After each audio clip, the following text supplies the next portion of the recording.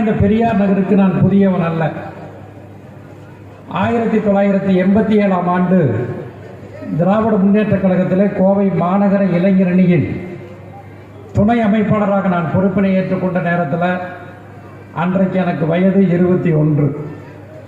அந்த 21 வயதில் அன்றைக்கு கிட்டத்தட்ட 37 ஆண்டு காலத்திற்கு முன்பு இதே பெரியார் நகரில் அன்றைக்கு இவ்வளோ வீடுகள்லாம் கிடையாது, குறைந்த அளவில் தான் இந்த நகரில் வீடுகள் இருக்குது. இதே இந்த திடலில் இந்த பக்கத்தில் திராவிட முன்னேற்ற கழகத்தினுடைய கொடிக்கம்பத்தை அமைத்து திராவிட முன்னேற்ற கழகத்தினுடைய இளைஞரணியின் சார்பில் இருக்கக்கூடிய பல்வேறு நண்பர்களை எல்லாம், கழக இளைஞரணியை சார்ந்த நண்பர்களை எல்லாம் ஒருங்கிணைத்து இதே இடத்துல முதலாக மிகப்பெரிய ஒரு கொடிக்கம்பத்தை போட்டு அந்த கொடிக்கம்பத்தில் கொடியேற்றியவன் நான் என்பதை இந்த நேரத்தில் நான் நினைவு கூற கடமைப்பட்டிருக்கின்றேன். இன்றைக்கல்ல 37 வருடத்திற்கு முன்பு இந்த மேடையில் அமர்ந்திருக்கக்கூடிய அனைவருமே திராவிட முன்னேற்ற கழகத்திலே பல்வேறு தியாகங்களை செய்தவர்கள் தான் இந்த மேடையில் அமர்ந்திருக்கின்றார்கள். அப்படி 37 ஆண்டு காலத்திற்கு முன்பு திராவிட முன்னேற்ற கழகத்தில் என்னை பொறுத்தமட்டில் 1981ஆம் ஆண்டு நான் 9ஆம் வகுப்பு படித்துக் கொண்டிருந்த காலகட்டத்திலேயே தலைவர் கலைஞர்களுடைய முரசொலியிலே உடன்பிறப்புக்கு கடிதம் எழுதுவார் தலைவர் கலைஞர் அவர்கள். அந்த கடிதத்தை படித்து திராவிட முன்னேற்ற கழகத்தில் இணைத்து கொண்டவன் நான். என்னுடைய தந்தையார் தினமும் முரசொலி நாளிதழ் வாங்குவதற்கென்று புலிகுளத்திற்கு வருவார். புலிகுளத்தில் முரசொலி நாளிதழை பெற்றுக்கொண்டு இங்கே இருக்கக்கூடிய ஃபஸ்ட்டு முதல்ல பார்த்தீங்கன்னா மன்றம் புலிகுளத்தில் இருக்கக்கூடிய விநாயகர் கோயிலுக்கு பின்புறமாக அங்கே தான் நம்முடைய கழக மன்றம் இருக்கும். அந்த மன்றத்துக்கு எல்லாத்தையும் பேசிட்டு எங்கள் அப்பா முரசொலி வாங்கிட்டு வருவார். நான் 9ஆம் வகுப்பு 8ஆம் வகுப்பு 9ஆம் வகுப்பு படித்து கொண்டிருந்த காலகட்டம். அந்த காலகட்டத்தில் அந்த முரசொலி நாளிதழை படித்துவிட்டு நான் திராவிட முன்னேற்ற கழகத்தினுடைய மேடைகளிலே எனக்கு ஒரு 17-18 வயது இருக்கும் பொழுது திராவிட முன்னேற்ற கழகத்தினுடைய மேடைகளில் தலைவர் கலைஞருடைய அந்த பேச்சாற்றல் எழுத்தாற்றலிலே ஈர்க்கப்பட்டு தலைவர் கலைஞர் அவர்கள் தமிழ் இனத்திற்காக, தமிழ் மொழிக்காக, தமிழர்களின் கலை கலாச்சாரம் நாகரீகம் பண்பாட்டினை பாதுகாப்பதற்காக தலைவர் கலைஞர் அவர்கள் தன்னையே முழுமையாக அர்ப்பணித்துக் கொண்ட ஒரு மகத்தான தலைவர். அப்படிப்பட்ட தலைவருடைய அந்த ஆற்றல் மிகு அந்த தமிழ் ஆர்வத்தால் அவரால் ஈர்க்கப்பட்டு திராவிட முன்னேற்ற கழகத்தில் என்னை இணைத்துக் கொண்டேன். அன்றைய காலகட்டத்திலே தான் எனக்கு ஒரு 21 வயது இருக்கும். அன்றைக்கு தமிழகத்தில் தமிழ்நாட்டினுடைய முதலமைச்சராக இருந்தவர் மதிப்பிற்குரிய எம்ஜி ராமச்சந்திரன் அவர்கள், எம்ஜிஆர் அவர்கள். அவர் தமிழ்நாட்டின் முதலமைச்சராக இருந்த நேரத்தில் அன்றைக்கு மத்திய அரசு இந்தியை தமிழகத்தில் திணிக்க வேண்டும் என்கின்ற ஒரு வலுக்கட்டாயத்தில் தேவநாகரி வரி வடிவில் உள்ள இந்தி மொழிதான் இந்தியாவுடைய ஆட்சி மொழி என்று ஒரு சுற்றறிக்கையை மத்திய அரசினுடைய அலுவலகங்களுக்கெல்லாம் தமிழகத்தில் அனுப்பி அதில் கையொப்பம் பெறக்கூடிய அந்த பணிகளை அன்றைக்கு இருந்த மத்திய அரசாங்கம் செய்தது, ஒன்றிய பேரரசு. அதை நம்முடைய தலைவர் கலைஞர் அவர்கள் கடுமையாக எதிர்த்தார்கள். அப்படிப்பட்ட தேவநாகரி வரி வடிவில் உள்ள இந்தி மொழிதான் இந்தியாவுடைய ஆட்சி மொழி என்று வலியுறுத்தி சொல்லப்பட்ட அந்த சட்ட நகலை தீயிட்டு கொளுத்தி முதல் கட்டமாக நம்முடைய கழகத்தினுடைய இனமான பேராசிரியர் பெருந்தகை அவர்கள் முதல் கட்டமாக அந்த போராட்டத்தில் கலந்து கொண்டு வள்ளுவர் கோட்டத்திற்கு அருகிலே சென்னையிலே அந்த சட்ட நகலை தீயிட்டு கொளுத்தி நம்முடைய பேராசிரியர் அவர்கள், கழக பொதுச் செயலாளர் அவர்கள் அன்றைக்கு சிறையில் அடைக்கப்பட்டார்கள். இரண்டாவது கட்ட போராட்டத்தை நம்முடைய மாண்புமிகு தமிழகத்தினுடைய முதல்வராக 5 முறை தமிழ்நாட்டினுடைய முதலமைச்சராக இருந்து தமிழகத்திலே பல்வேறு திட்டங்களை இந்த நாட்டு மக்களுக்காக அர்ப்பணித்த நம்முடைய தமிழர்களின் தலைவர் முத்தமிழறிஞர் செம்மொழிக்காவலர் தலைவர் கலைஞர் அவர்கள் அந்த சட்ட நகலை தீயிட்டு கொளுத்தி தலைவர் கலைஞர் அவர்கள் சிறையில் அடைக்கப்பட்டார்கள்.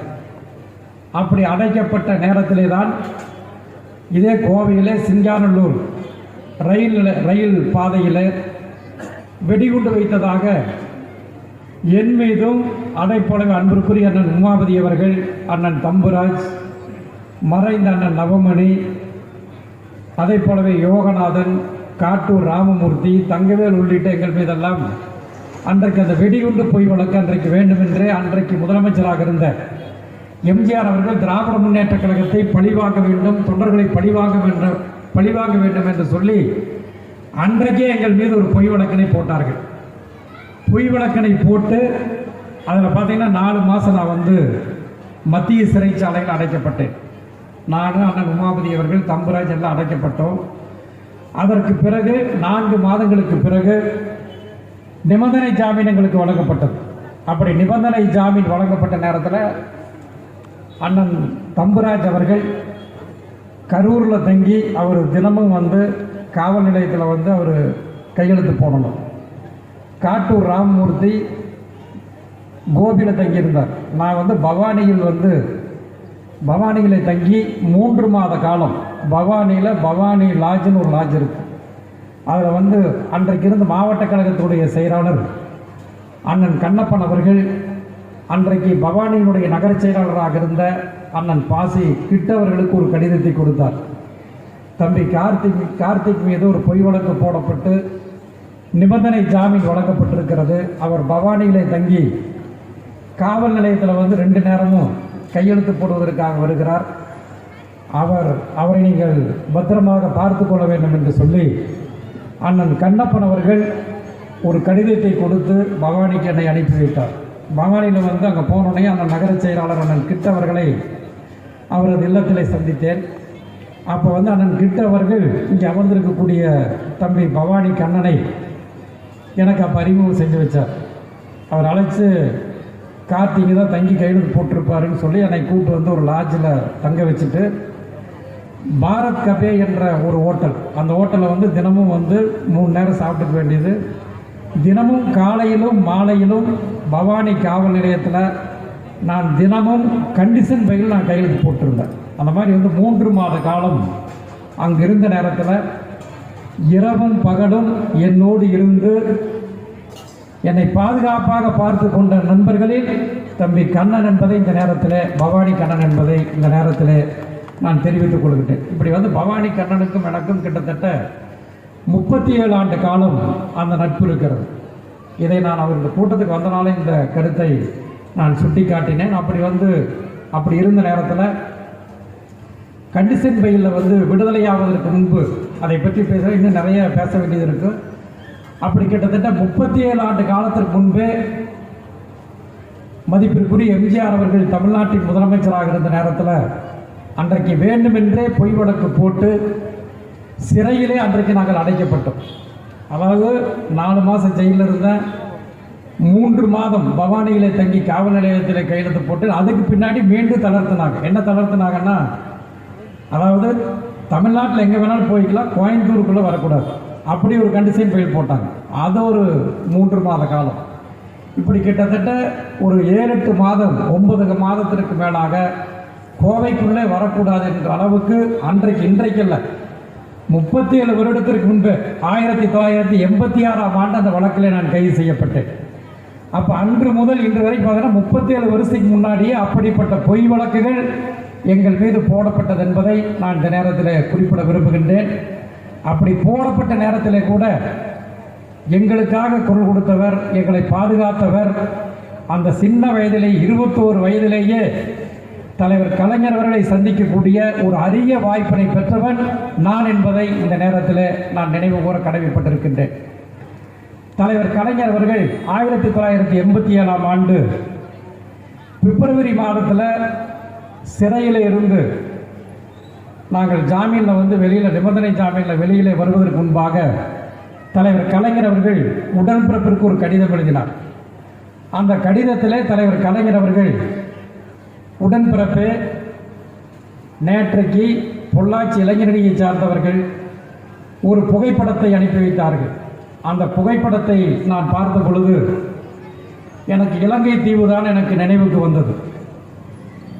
இலங்கை நாட்டில் ஈழத்தீவுதனில் வெளிக்கடை சிறைச்சாலையில் குட்டிமணி, ஜெகன், தங்கதுரை 3 அந்த வீரமிக்க இளைஞர்களை எப்படி ஜெயவர்த்தனை அரசு விலங்கு பூட்டிய கரத்தோடு அழைத்து வந்து சிறைச்சாலைகளை கொடுமைப்படுத்தியதோ அந்த காட்சி தான் இந்த விலங்கு பூட்டிய கரங்களோடு வந்த கோவை மாவட்டத்தைச் சேர்ந்த பொள்ளாச்சி உமாபதி, தம்புராஜ், கார்த்திகேயன் போன்ற இந்த இளைஞர்களை பார்க்கிற பொழுது அந்த நினைவுதான் வந்தது என்று தலைவர் கலைஞர் அவர்கள் எங்களை பற்றி பிப்ரவரி மாதம் 1987ஆம் ஆண்டு அன்றைக்கு உடன்பிறப்புக்கு எழுதிய கடிதத்தில் தலைவர் கலைஞர் அவர்கள் எழுதினார். அது மட்டுமல்ல, அதே கடிதத்தில் பார்த்தீங்கன்னா அந்த கடிதத்தை முடிக்கிற பொழுது தலைவர் கலைஞர் அவர்கள் மிக அழகாக குறிப்பிட்டிருப்பார்.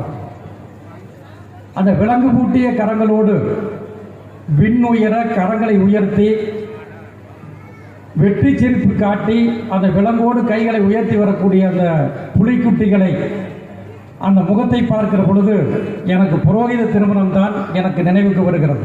புரோகித திருமணத்தில் மணவிழா மேடையில் மணவிழா தம்பதிகள், அதாவது மணமகனுடைய வேட்டி நுனியையும் மணமகளுடைய சேலை தலைப்பாகையையும் ஒன்றாக பிணைத்து அந்த மணவிழா மேடையை, மனம் முடிந்ததற்கு பிறகு மணவிழா மேடையை சுற்றி வருகிற பொழுது எப்படியான மணவிழா தம்பதிகளுடைய முகத்திலே புன்முறுவலை காண்கின்றோனோ அதை போலத்தான் விலங்கு பூட்டிய கரங்களோடு அழைத்து வரப்படுகின்ற அந்த தம்பிகளுடைய முகத்திலே நான் புன்முறுவலை காண்கின்றேன் என்று சொன்ன ஒரு மகத்தான தலைவர்.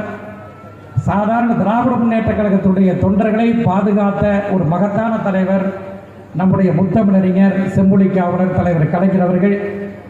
அப்படிப்பட்ட ஒரு மகத்தான தலைவருக்கு இன்னும் தலைவரை பற்றி சொல்ல வேண்டும் என்று சொன்னால் நானே 365 நாள் பேசினாலும் எனக்கு நேரம் போதாது. அந்த அளவுக்கு தலைவர் கலைஞர் அவர்களை பற்றி என்னாலேயே பேச முடியும். அப்படிப்பட்ட தலைவர் கலைஞர் அவர்கள் ஒரு மாபெரும் சகாப்தம்.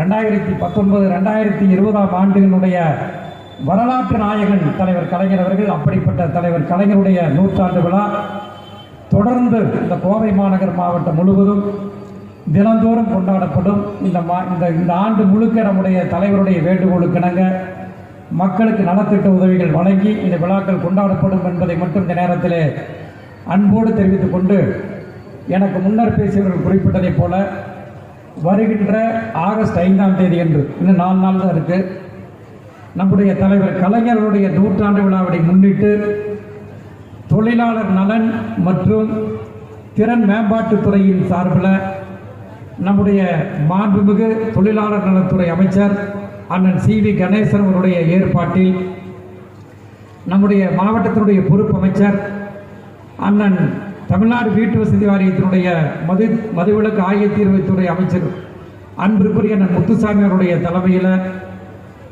கவுண்டமலையத்துக்கு அருகில் GN மில் அருகில் பார்த்தீங்கன்னா, அதாவது கொங்கு நாடு கலை அறிவியல் கல்லூரியினுடைய வளாகத்தில் மிக பிரம்மாண்டமான வேலைவாய்ப்பு முகாம் நடைபெறவிருக்கிறது. அந்த வேலைவாய்ப்பு முகாமில் பல்லாயிரக்கணக்கானவர்கள் பங்கு பெறப் போகின்றார்கள். 250க்கும் மேற்பட்ட முன்னணி நிறுவனங்கள், மிகப்பெரிய தொழிற்சாலைகளை சார்ந்த நிறுவனங்கள் அந்த வேலைவாய்ப்பு முகாமில் பங்கெடுத்து அதில் யார் வேலைக்கு வர்றாங்களோ அவங்கள தேர்வு செய்ய போகின்றார்கள்.